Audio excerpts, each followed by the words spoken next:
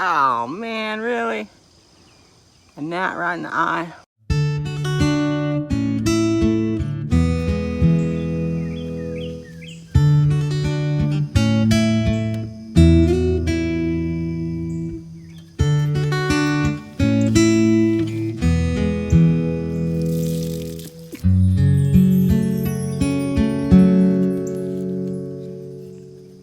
Hi, welcome back. Today is July 28th, 2021. It's been a couple of weeks since I've done a garden tour. If you're a member of the Jana's Beautiful Mess Facebook group, you know that I sustained an arm injury, or maybe it was more like a repeat stress injury. I think it was bursitis in my shoulder, but it seems to be mostly better now. I can return to editing again and working as long as I'm careful. So today we're gonna do a garden tour. We haven't done one in a couple of weeks. Things have changed a lot. Things are really overgrown and big. This is the point in the season where the garden just gets crazy. It's almost impossible to keep up with, but it's also the point where the garden is extremely beautiful too, when it just takes on a mind of its own. So let's get into the tour. We'll start out here from the driveway. This bed and this bed here are both 4-foot by 8-foot beds. And then there are 3 4-foot by 20-foot beds. If you've watched the garden tours from the previous weeks, this is our garden bed that had nothing but suckers in it. As you can see, in 2 weeks, the suckers have gone a little crazy. I need to come out and prune them and trellis them. Get all the ground cherries.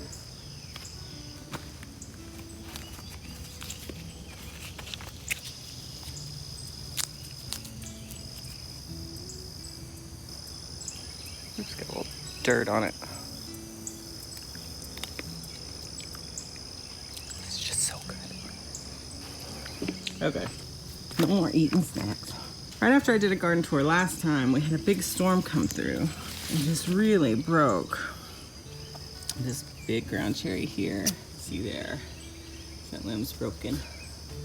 It's actually recovered pretty well. And then there's this one here, and it's spread out here, and now it's coming over here. And my tomatillo, it's gonna come out, I think, today maybe. I didn't have 2 tomatillos, and so it never pollinated. And so I think it's signaled to itself, okay, I'm done. And so I think I'll cut it out, maybe after this. That'll free up some bed space for something else. We'll move on to this first long bed here. This row here are Brad's Atomic Grape and Matt's Wild Cherry, and they're alternating every other one. Something to take note of, or something that I've noticed anyway, is that oh, that's a Brad's Atomic Grape, that's not good. Till that Blight.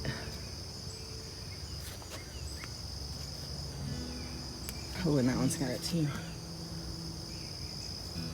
But the Matt's Wild Cherries seem to be more blight prone in my environment than the other varieties. Okay, so flowers here, what's left of the deal. And these are the jalapenos. We've been harvesting off of them pretty well. What's left of this was chard. It needs to be trimmed back. Parsley, more parsley. This row here is all the strawberries. All right, this row here are our potato leaf tomatoes. So we've got vintage wine down there on that half and brandy wine on this half. The beets, they need to be pulled. Harvested, I guess is what I mean. Harvested, they need to be harvested. The eggplant, I don't know. I mean, there's an eggplant. The other one fell off before it got big, so hopefully this one will actually stay. And more flowers. They're looking pretty rough too. All right, the second bed here. These are mortgage lifters to the middle, and then from the middle, they're Russian purple. And then under here are peppers. Banana peppers, bell pepper, bell peppers, bell peppers. So lots of peppers going on there. Carrots still there. See what we've got. Still good, just right for salads and to eat with hummus and things. We've started lowering the tomatoes and kind of wrapping the vines. part of the lower and lean method. That's it for this side. Okay, this side, more beets. And the tomatoes on this side are Cherokee purple and clementines. So chard that needs to come out. It's covered in bugs. More carrots. These are the clementines. They have been my favorite this year by far. They have been the biggest producers. As you can see, everything's starting to get sick because of all of the rain. One day I hope to have a high tunnel and I will grow all of my tomatoes, well, most of my tomatoes in a high tunnel. I'll probably still want to have some here next to the house, but high tunnel one day. All right, this side. I don't remember in the last garden tour if I had pulled the onions yet, but the red onions have all been pulled from there. These here are the Valencias. These are the St. Pierre. The green onions are, look how big they are. It's as big as my thumb, bigger. Lots of things need lots of help. This here is the Aussie that came over from the other side. Uh-oh. If you look right here, I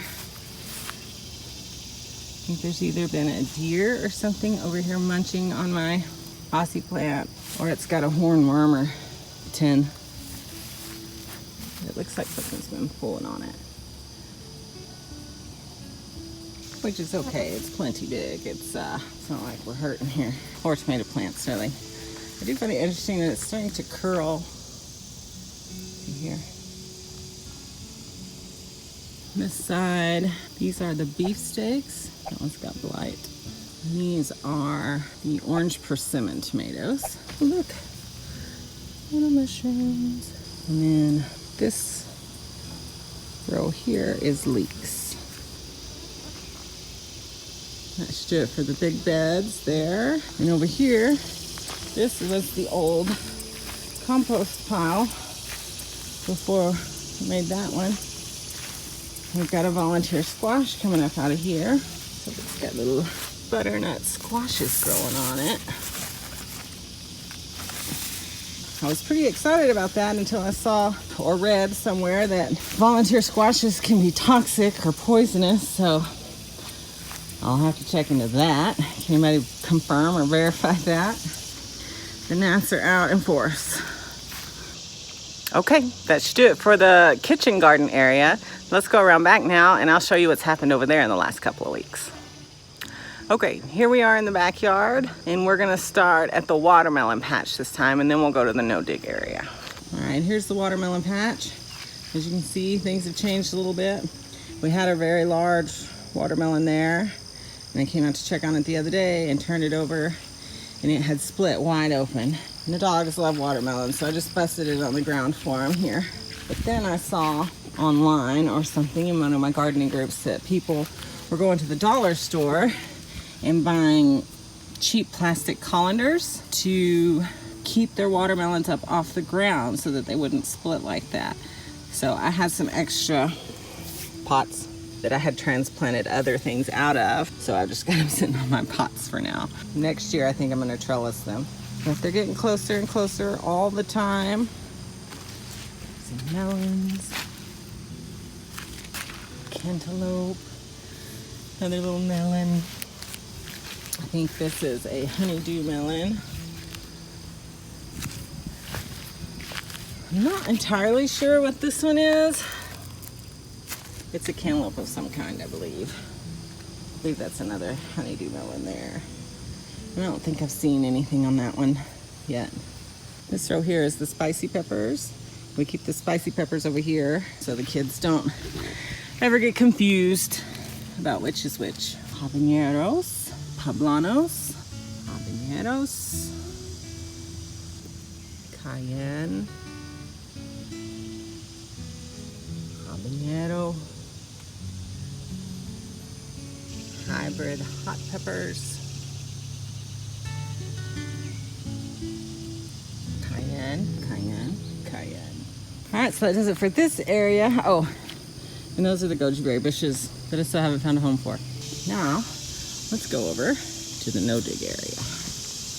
Okay, starting in this area here, this is the row of onions, but this is also the spot that when it rains, the water comes washing down through here. So I'm not sure what I'm gonna do about this area next year. It's pretty much decimated most of my onions, which is okay. I had others. These two rows are the potatoes. These are gonna be done before these.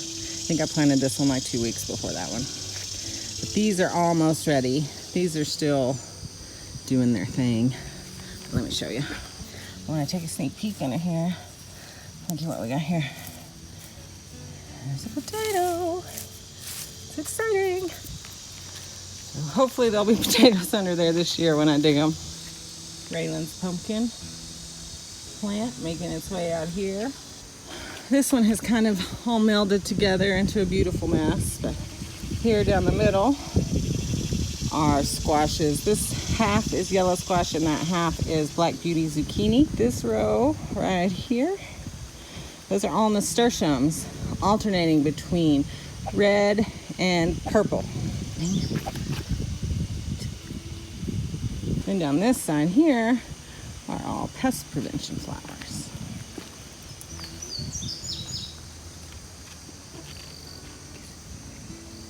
And here's our little crop of corn. I don't think it had any silks last garden tour. The corn has grown quite a lot in the last 2 weeks. Never grown corn before, so I'm excited about it. All my rows have kind of grown together here. This, maybe if I stand from the other side, the sun won't be in her eyes. These are our overflow tomatoes, just a different mishmash hodgepodge of tomatoes that wouldn't fit in the kitchen garden area. So there's 16 per side, so 32 for this bed, 32 for this bed. And there were 16 in here somewhere, but the cucumbers have taken them over and I kind of just let them. We've got plenty of tomato plants. We don't have plenty of cucumber plants. There's a tomato plant hiding in there somewhere. We've got several different varieties in here. Slicing, pickling, all of that. So those are the cucumbers. Oh, longevity spinach in this pot. And then these were branches that have broken off of the determinate tomatoes. And so I just shoved them in here. Looks like we're getting a tomato off them, so that's good. These guys are pretty much done. We've been harvesting most of them. These are all the determinants. We've been harvesting most of everything off of them. They might even be wrapped up by the next garden tour, I'm not sure. But they did pretty well. So I think we'll probably grow a whole lot more determinate tomatoes next year. But I think what we'll probably do, the lighting adjust for a second. We'll probably grow them in these rows here because they don't get very tall, so they won't get any taller than that. Okay, so I think that's gonna do it for this week's garden tour. Sorry it's been so long since the last one, but hopefully I'm all better and we'll be back to regular videos again starting this week. Thank you for joining me in the garden again this week. If you like what you see, give it a thumbs up. Hit the subscribe button if you haven't subscribed already. Also, make sure you hit that little bell icon next to the subscribe button so that you get a notification every time I post a new video. I will see you again next week. Bye.